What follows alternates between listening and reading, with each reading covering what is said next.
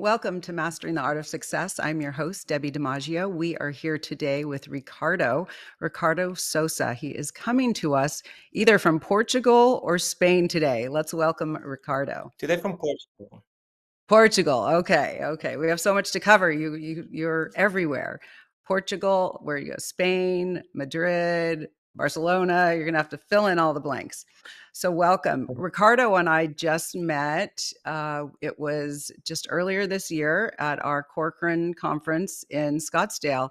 So I'm so happy we got to meet. There were so many great people there, and I'm glad I got your card and we got to continue this conversation. I'm very excited. So thanks for being here.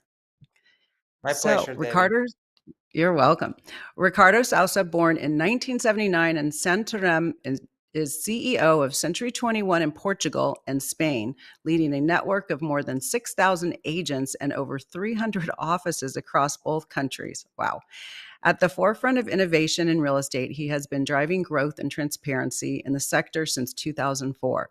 Alongside leading Century 21 Iberia, Ricardo is also spearheading the launch of Corcoran in Portugal and recently introduced Finance 21, a new fintech platform for mortgage brokerage.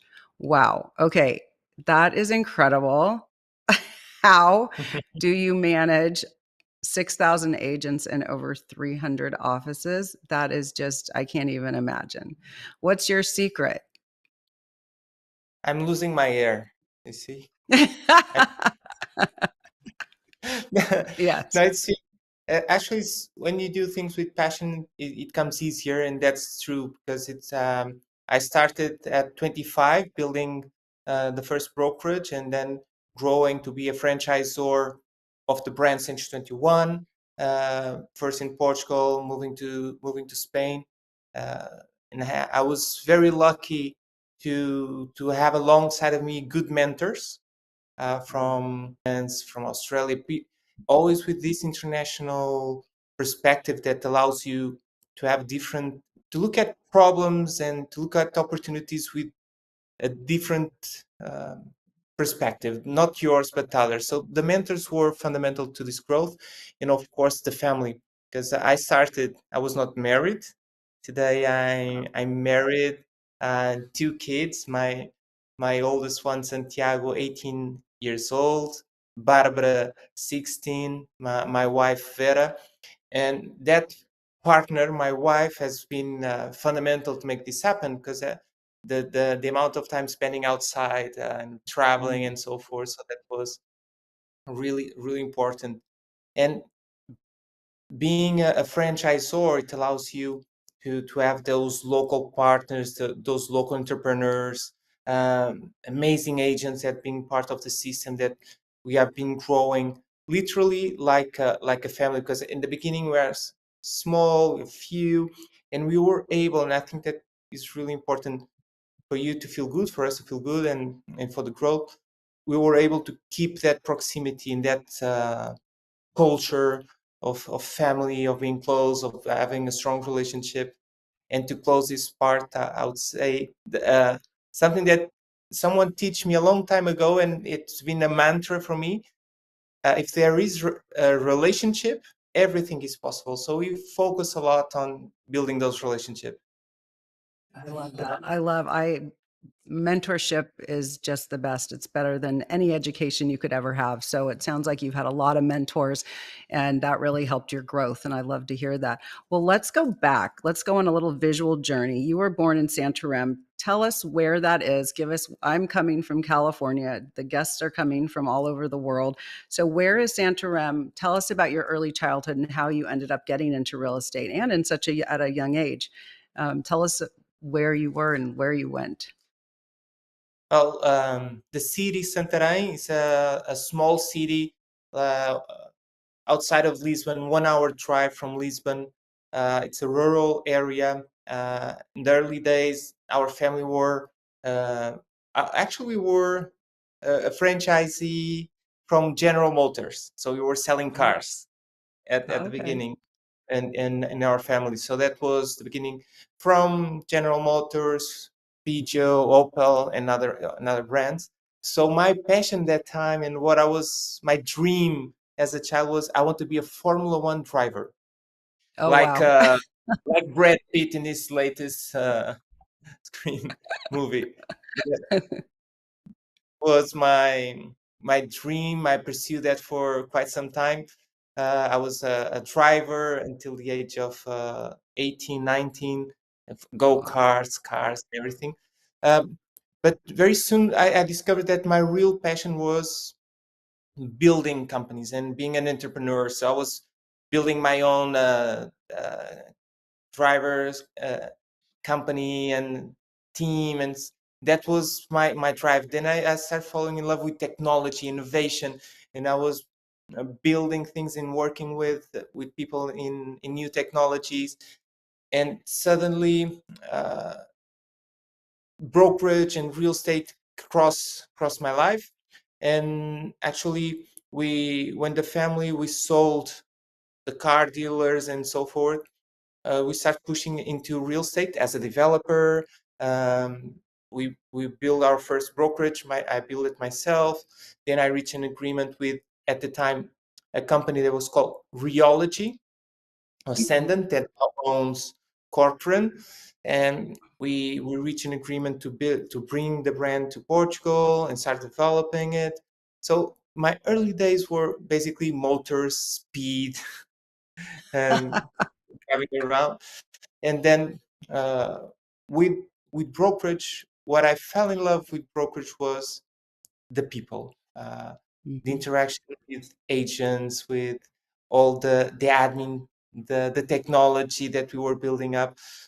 And since day one, and as I study and learn more about the market, the client's needs and the gaps, uh, what we are pursuing now in Portugal is how can we dignify and make our agents more relevant, not just from Corcoran or Century 21, but the agents in general. And I look to the US and other markets, and I try to see, and my team, what we try to see, what have they done wrong as an industry in the US?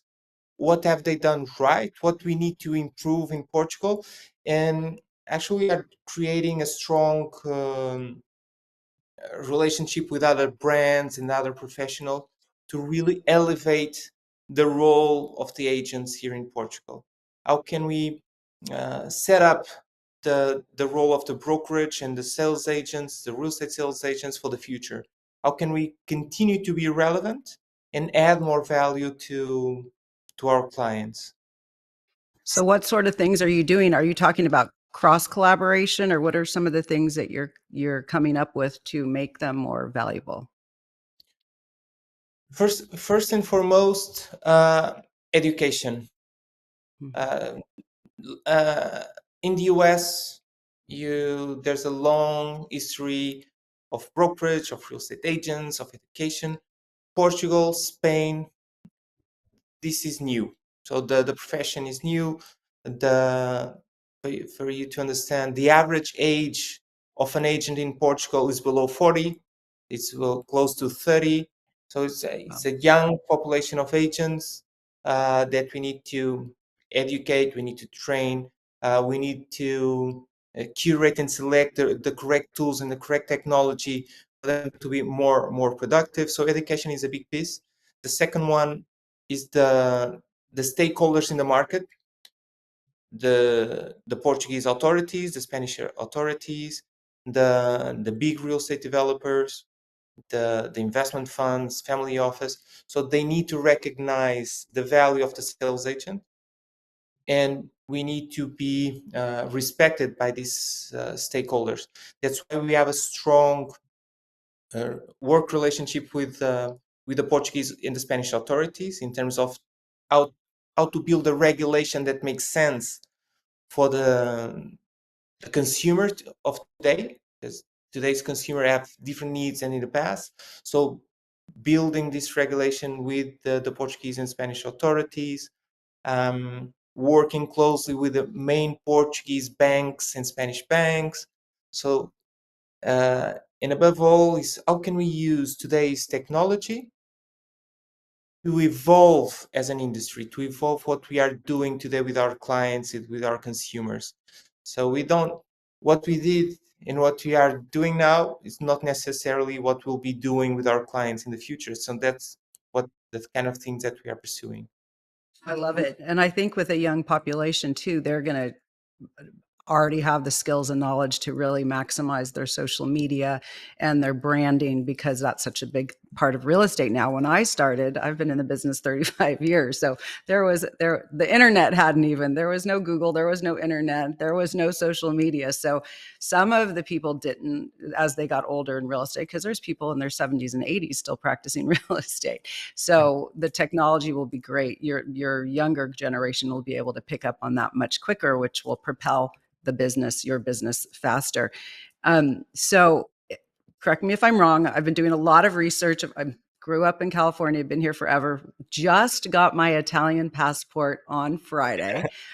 Could not be more excited. So I have visited Italy, and there are strict licensing for real estate. I've interviewed some agents and attorneys in Marbella. And as I understand it, and correct me if I'm wrong, because rules change, that in Spain, you do not need a real estate license. And is that the same in Portugal?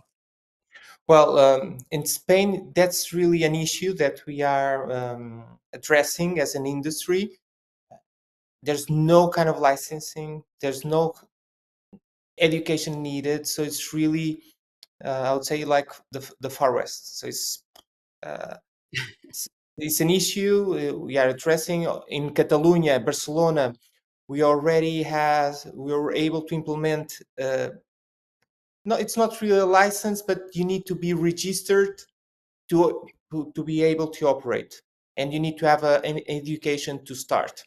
And that's just Catalonia. We are now doing the same for Baleares, Ibiza, Mallorca, that already the local authorities have done the buy-in. We are starting. In Madrid area, we have an optional license. I don't understand why they created an optional license. Right. We we are working with the local authorities to change that, because the responsibility that we have as agents, and in the sake of the consumer, to protect the consumer, that it needs to be some kind of licensing to for it to make sense. So that's Spain. In Portugal, it's different.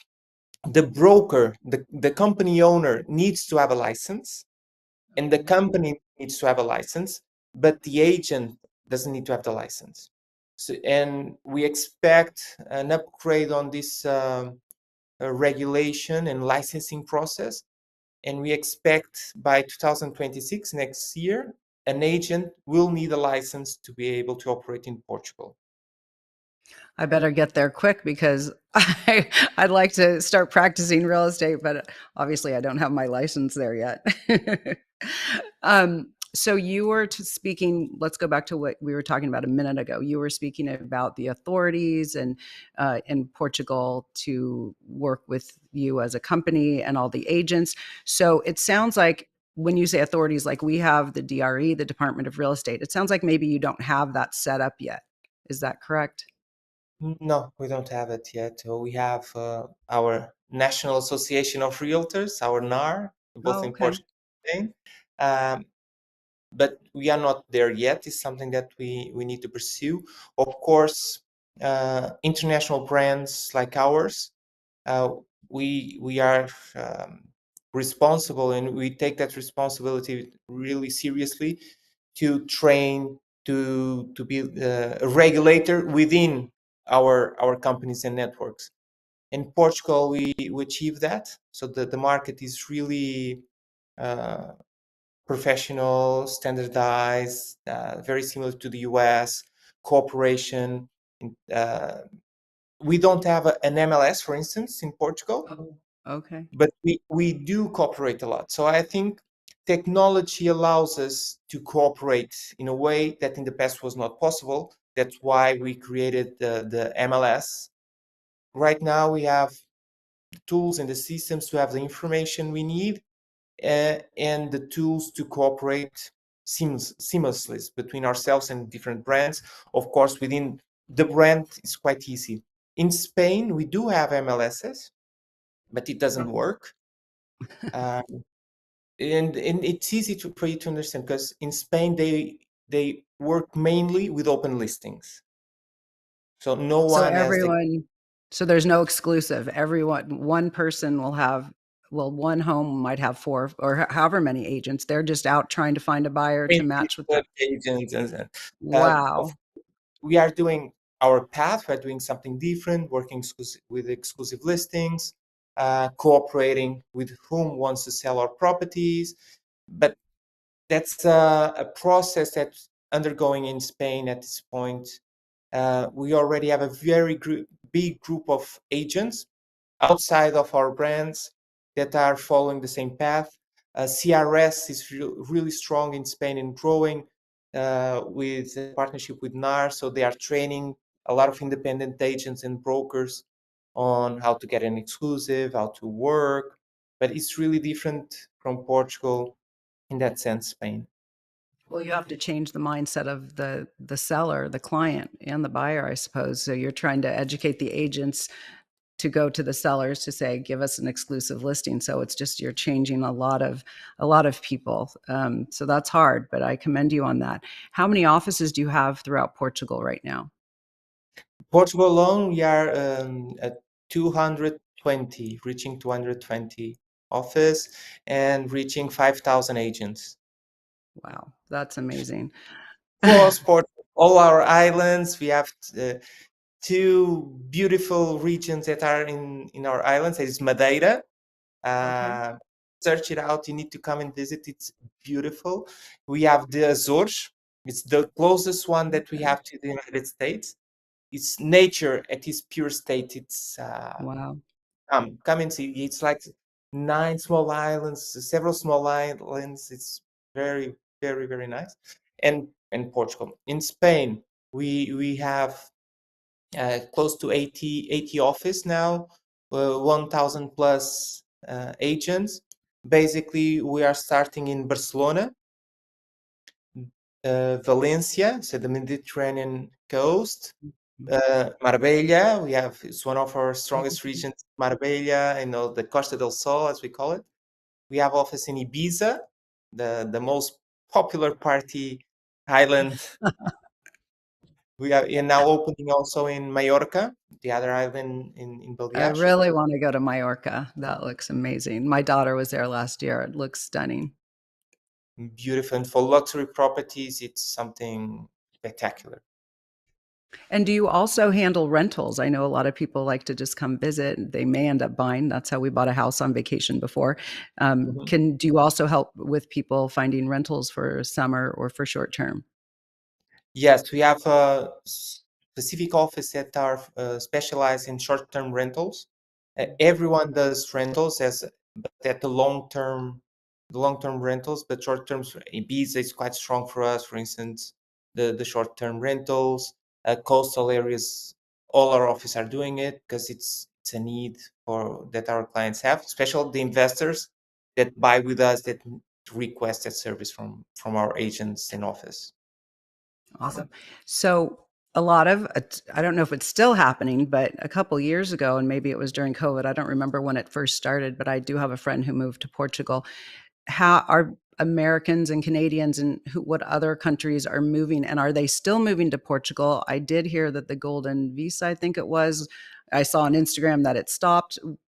Tell us the process, how it's changed, and how to move and relocate to Portugal if someone wanted to. And Uh, Spain had bigger changes. Portugal, there's still a lot of options for you to get a visa in Portugal, um, in across the country. Uh, The number one client right now coming in is US, followed by France, Germany, Brazil, a very strong market for us as well. And depending on the region, you have different nationalities coming in. We were very strong with the Asian market. Right now, not that strong because the visa that they would prefer that just put 500,000 in property and that everything is automatically that's over. So okay. the authorities are looking to attract different kind of investments and different kind of citizens. So that has changed. But uh, the US has become one of our major clients. I think One, we have now several flights coming in from different cities of the US: San Francisco, LA, Miami, Boston, Chicago, New York, coming into Lisbon, Porto, and Faro, and Azores, of course, a lot of flights there. And we have Comporta. Comporta has become a destination for US. It's like our Hamptons. It's just Oh, wow. 1 hour drive from Lisbon south, going south. It's beautiful. The beaches there, long sandy beaches, the nature, the luxury market there is something that you need to come and visit. Actually, we are receiving dozens of Corcoran agents this last couple of weeks and months that are coming and visit, and as tourists and as looking in what kind of Right. market we have now. Algarve is also a region that is very attractive for UK buyers. Traditional UK and Ireland are very strong buying in Portugal, Spain. The difference between Portugal and Spain, our international market is high-end and luxury. If you go to Spain, they go from areas like Alicante, Murcia, that you will have a front beach house for less than 200,000 euros. And of course, then you go to Marbella or to Mallorca and you have the 20, 30 million villas. So it's more, the range is much bigger. So you attract different kind of clients and investors in these two markets. Portugal has become more selective in that sense. It's smaller, more boutique, it's more nature, sustainable. It's different. So let's say Portugal, someone wants to come in, do they, what are, for, let's just say US, someone wants to relocate, what do they have to do to relocate to and to be a citizen or to be able to stay long term in Portugal? Well, the process is quite easy, and what we see in terms of opening a bank account, get your mortgage here. That's much cheaper than the US. The agents, especially if you select one of the international brands, you will find a very similar service that you will find in the US. The lawyers that have partnered with the state agents, they are very proactive and very experienced and seasoned on taking care of all the paperwork for you. For instance, in our company, we have integrated mortgage brokerage. So all our agents in our office are ready to not only advise you on all the legal aspects, becoming a citizen, to open your bank account, to get your paperwork done. And it's very fast nowadays to go through all this process. And I'll be more than glad to share with you, Debbie, and so you can share to all your listeners and followers. Very simple book on what you need to invest in Portugal and Spain, That and would to be get. wonderful. Yeah, I'd love that. We're going to go to commercial break. We'll be right back with Ricardo and Mastering the Art of Success. Did you know that your beliefs create your entire reality, but it's the subconscious beliefs that do most of the creating? Belief shifter and life coach Shiraz can help you identify those limiting beliefs and eliminate them, often in a single session. Like it was almost instant, like I had relief right away. Creating better health, relationships, careers, and finances. Let Shiraz help you step out of safety and into awareness. Definitely something's happening. It's like a flow inside. You know, it feels good. Whether in person or online, Shiraz provides personal coaching, belief shifting. Visit Shiraz at energeticmagic.com or call 416-529-7429. Energetic Magic. Find your greater happiness. Be well. Be aware. Be magical.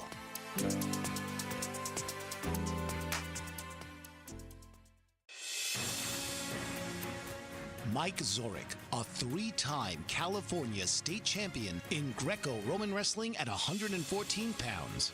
Mike, blind since birth, was born in Hartford, Connecticut. He was a 6-time national placer, including 2 seconds, 2/3, and 2/4. He also won the Veterans Folk-Style Wrestling twice at 152 pounds. In all these tournaments, he was the only blind competitor. Nancy Zorick, a creative spirit whose talents have taken her to the stage and into galleries and exhibitions in several states. Her father, a commercial artist who shared his instruments with his daughter and helped her fine-tune her natural abilities, influenced her decision to follow in his footsteps. Ms. Zorick has enjoyed a fruitful career doing what she loves. Listen Saturday mornings at 12 Eastern for the Nancy and Mike Show for heartwarming stories and interesting talk.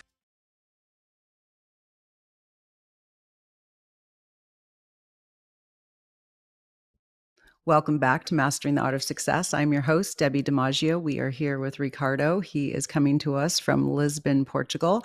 We're talking about Portugal, Spain, Madrid, Lisbon, Barcelona, and he is going to give me a little booklet. So if you want to relocate from from the US, let's say, to Portugal or Spain, he's going to present that to me so I can, if you reach out to me, I'm happy to share that with you. So let's dive into just more about you, Ricardo. So since 2004, you've been leading growth and transparency in the real estate sector. Looking back, what were some of the most pivotal decisions that shaped your career and success? Well, by focusing in what I'm doing now, in the project at Century 21 in Corcoran, we had a huge moment. We started in 2004, at the end of 2004. So we really launched our brokerage business. We were very excited. I was 25 years old at the time. So I was dreaming on doing something big and incredible and growing very fast. And 2007 came, and the financial crisis came, and everything went, well, it's over. Will we close it down? What will we do? We're just launching, putting the money in. Nothing was happening. We already have agents. Our first office open, and that was a moment that we had to make a decision that what really is important and what really matters changed that time. And we were in the position that we need to be there for our people, for our agents, for our brokers. And at that time, it was not about the money, it was about the people. Because how can we help them survive? Being independent contractors, you live on a commission, don't have anything, transactions were not available in the market, there's no mortgage available for anyone. And that was a moment that we changed the way that we were looking at the business, and they changed the purpose of our business.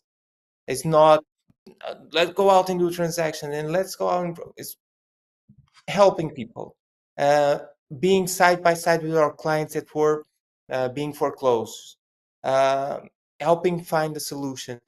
So that really shaped us as a company and for me as an individual.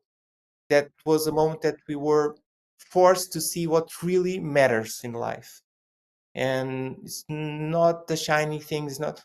And that was the moment that you saw who do you really have by your side,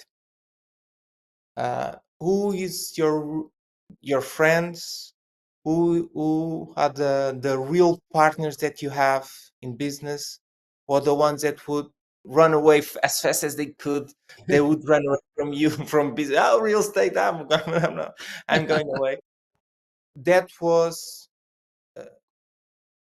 a really life-changing moment for us, for me personally, on and we were able to rebuild, refocus, change the plan, because the plan was one that we really need to change very fast and need to be agile. We need to really be who do you want by your side in that moment is different. So that reshaped us as a company, and me as an individual. So that was a really crucial point in my life in real estate and personally. The second moment that really shaped us and me personally was COVID and the pandemic. We need to make a fast decision. We were doing our conference. We do it every year. We had 2,000 people in the conference room, and 1 month later we were closed. We had the lockdown in Portugal. We had a national lockdown in Spain. A national lockdown. It was like tomorrow everything is closed, and we need to act fast in terms of, again, and for the experience that we had in the past. Okay, how can we make it possible for agents to continue striving and helping their clients? How can we help everyone to keep their sanity and being alive, literally alive? How can we close all the office? By that time, we had more than 100 office already. So close down all the office. How can we continue servicing our clients?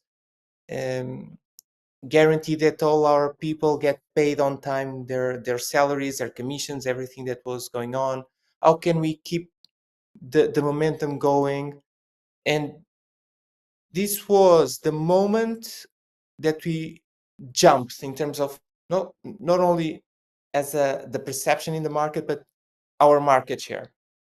Because not only we kept going, we invested. We went on national television with how to adapt to the situation. So our spots were not pure advertisement. It was helping people that were locked down how to adapt to this new situation, and we invest a lot in advertisement during that period.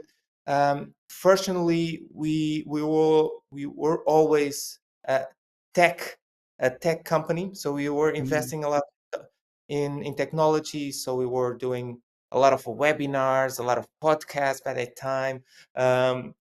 Everything very active with our agent, with our customers. We were able to build with the Portuguese banks a workflow that allows us to get the appraisal, the mortgage, everything ready. And during that period, what we also were able to do with the Portuguese and Spanish authorities was we need to get our agents on the street again. We need them to doing the showings. We need our office open, because what we do is really, really important. At this time in Portugal, everything was closed, everything. And we were able to open the real estate office during the pandemic. So we were able to negotiate that with the authorities, alongside with other sectors that we partnered with other sectors to get our agents there. So it was also a moment. I think it shaped all of us. But for us as a real estate company, as a brokerage, what we clearly got to understand and get the sense of responsibility is the importance of what we do as an agent. The need of our service is really important. People value what we do. And we saw that during the pandemic, that people were expecting us to be there, expecting us to do the showing, expecting us to be there when we're signing the final contract, expecting us to be there for the mortgage. And that was really, this makes sense. What we do matters, and what we do matters today and will matter in 10, 20 years from now. And technology will only empower us more to do more for our clients. I 100% agree. Clients rely on us for so many things. When I get done with the podcast, I'm going to go pick up my neighbor who's 89, and I'm going to take her to register for the retirement home she's moving into. I mean, no AI, no robot's going to do that. She needs my help, right? So yes, technology, 100%. It's helpful, and it will help us improve and take better care of our clients and have access to information. But I do not think anyone can replace the real estate agent. So when we were going through lockdown, I remember how fast things were moving, right? It was all of a sudden everything was shut and you're like, what? And it's amazing how quickly different companies or types of companies evolve from remote working. I don't know how long it was. I don't think it was a week. We became essential at some point. I think it was about a week. We became essential, and then there was all kinds of documents that we had to go through, and those changed and evolved. But our real estate offices remained closed. So how long were your offices closed when there was lockdown? And were there any restrictions? Because ours were closed. We got to go, no open houses, but we were able to show property, only 3 of us in a house at a time. Tell us about what it looked like for you. What was that landscape? Well, it was, I think, for most of us and our agents, it was a very stressful moment. The uncertainty and all the news, and so our main uh, driver at that moment was we need to be interacting with our agents daily basis. But so we had a lot of training, webinars, interactions with them, and as I said before, open the office was very important. So we were closed, I think, for more than 3 months until we Oh, get the wow. approval of the authorities to open it. And because we were doing showings, but the office was closed, and Same. we Yeah. were able to open the office. That allowed the agents to come in, of course, following a lot of Right. um, Protocol.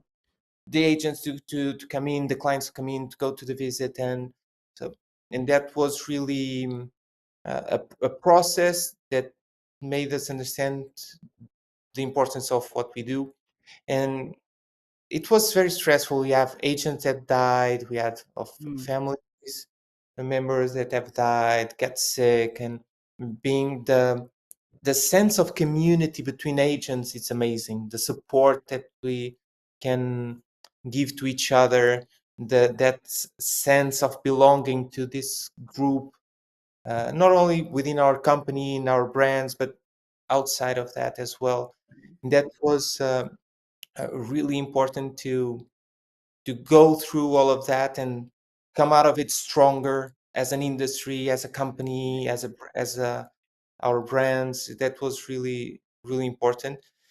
Again, I think it's in during those moments of tension and shifting moments and uncertainty, we need to be creative. Hmm. You need to, okay, this is we are here. Okay, take it. Right. Let's go. And what can we do? What can we? And what was interesting when we took advantage of that adoption of new ideas. It's much easier during these times. Hmm. Adoption of technology. So we had the technology, but people were not using it. So we took that moment to get the adoption rate much to a much higher level. We were able to implement new things, new ideas.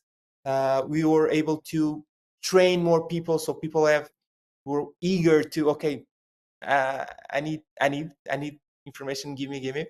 So if it's a moment that creativity plays a very important role in our lives, in our even at home with my family, with my kids, doing new things, You're spending right. having fun, taking advantage.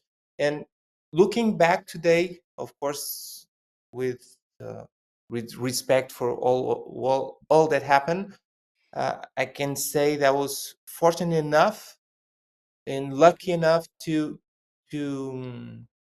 those lockdown days, we enjoy it. Being the 4 of us close together, what we have done, and we were lucky to have the 4 of us in one room. Right. And of course that's different for many people, what they have to live for. And that's why as soon as we could, and we fight it to open the office, we fight to come back to the office as soon as we could. And if you follow protocol, is safe, Right. and what we are doing is important, as and that was the interpretation of the authority as well. But we felt that a lot of our agents were not as lucky as I was. They were alone in one house. Right. A lot of our staff were not that lucky. They were in an apartment, not able to go out. They were alone. So opening back the office, going back to the streets was really important to our people, and that's why we fight so much to make it happen. And what we do and the impact that we are doing really matters. So we were able to achieve that. That's why I think, and I mentioned that as an important moment in my life personally for the company, because it really, again, make us more conscious of what's really important and the importance of what we do. Right. Has it been so? Well, you went back to the office sooner than we did. It's been hard. It was great because even though there was Zoom before COVID, everyone was forced to use it. So we started using it. We started doing webinars and trainings, and everything was done from home. But then I feel like after it was great, and we had our family under our roof, and I feel very fortunate too. And I love learning all the different tools and being creative and just adopting so many different things. Like you said, we were forced to because we were in lockdown. Um, so uh, where was I going with that? So now I find it's hard to get people. We want to get people. We're part of 29 Corcoran office, and we oversee two. My husband's the broker of one of them, or the northern Piedmont and Oakland office. Anyway, it's been hard to get people to come back to the office because you do want to bring people. You want to be around people. Yes, it's great to be able to work at home and you're out doing your job, but it is also nice to bring and have that community. So is it hard for you to get people to come back to meetings in the office? Mm, that's a challenge for a lot of companies. We didn't face that challenge, one, because since day one, we've we lead a little bit by example. So the agents, of course, the agents want to go do the showings, they want to be part. But all our staff, all our admin, we came in to the office. I was personally visiting all the office within the lockdown period, making one, it's safe. You can do it if you follow the protocol. You need to feel confident on that. Don't stress out, because if you follow protocol, is safe. So leading by example, and of course, I think for the agents, we are social people. No? We want to interact. We need to be around Right. people.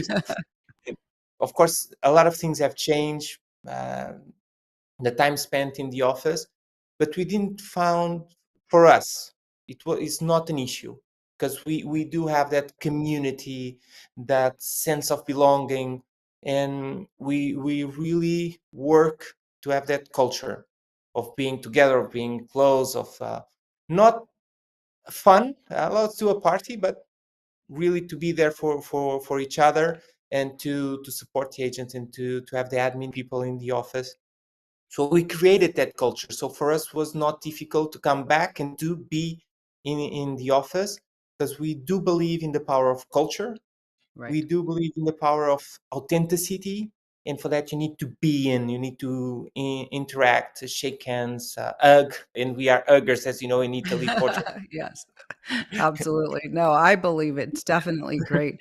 Yes, to have celebration and parties together with your agents, but also to have people in the office, because when you're in the office, deals happen. You hear about things you might not hear of. I mean, there's been a number of times where you're just chit-chatting and you say, "Oh, I have a client for that." And then you just put a buyer and seller together. So it's super important to be in the office as much as you can. So you've spoken, well, you came from technology, you embrace a lot of technology. Share some of your favorite platforms or tools that you use to help your real estate agents. Well, that has been, and myself as a decision maker for the company, that's a big challenge, because every day someone is trying to sell us something new, Yes. something that is gonna blow your mind away, gonna give you'll be more productive, your agents will improve, blah blah.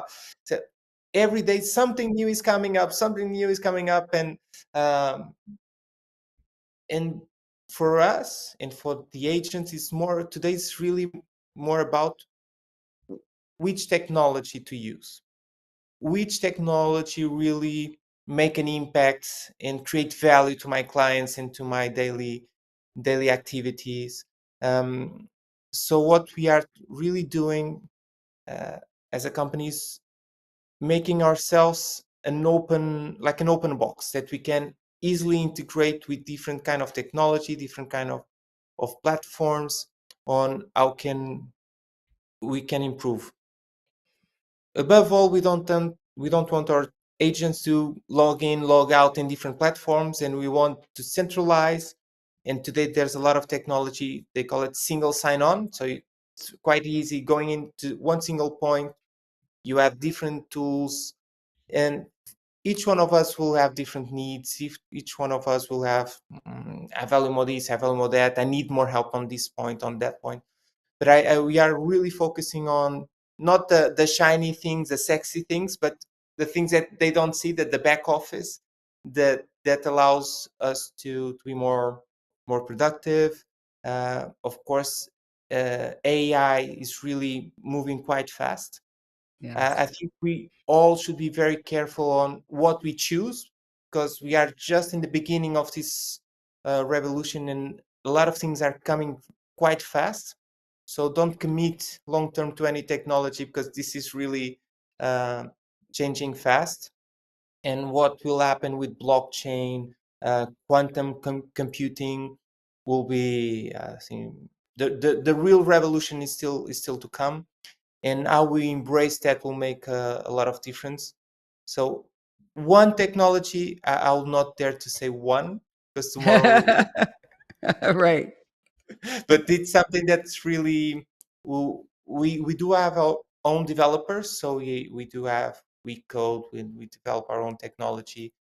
We have a lot of APIs, so that allows us to connect with the preferred tool of an agent. We can integrate and make it easier. We are negotiating with different kind of platforms, but it's really hard today. I think it's the biggest challenge today is to choose wisely what technology to really adopt. But we need to be open, we need to experiment, and that's what we try to do. And be excited with the moment that we are living with all this new technology. Yeah, it does. It comes at us so fast. And you're right, how it changes. Don't commit. I committed to ChatGPT for a year on their high level, but then I just got an email today about, oh, the perfect one for agents. And and then I'm like, oh my God, I have to go cancel that now because that will be, it's just amazing. Oh my gosh. So, okay, Finance 21 and the future of real estate. You recently introduced Finance 21, a fintech platform for mortgage brokerage. What inspired you to create it, and how does it change the client experience? um, we are what my our concern is, how can we improve the experience of the consumer, the one that is buying and selling house? How can we improve that? And most of our clients here in Portugal and Spain, they need a mortgage.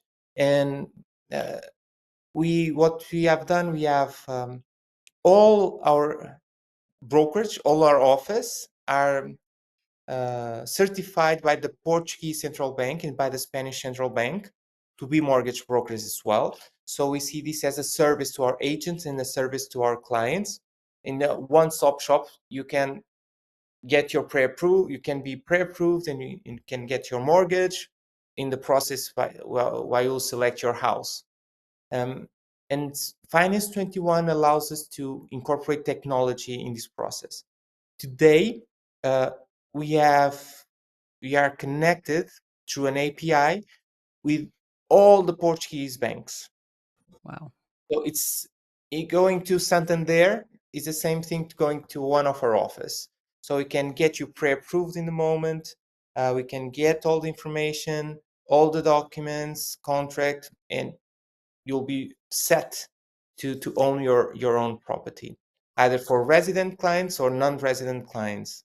And for us, it's all about the experience of our clients and making sure that our agents are able to really service and add value to our clients in this process. It's complex.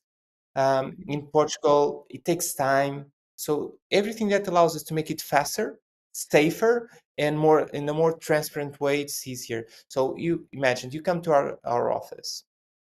In minutes, you'll have a proposal to get pre-approved from all the main banks in Portugal.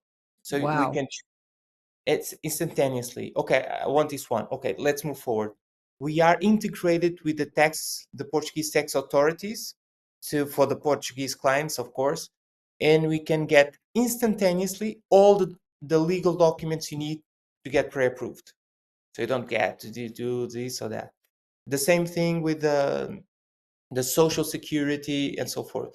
So technology allows us to do this. So for us, Finance 21 and this fintech is having the technology needed to serve our agents and our clients. So we didn't create a new company. Let's do a new business. We integrated to serve our agents and our clients within our ecosystem, and that's what we are searching and striving for. That's incredible because usually they'd have to go to one bank at a time, right? And you're just making it kind of a one-stop shop. That's incredible. Mhm. Wow.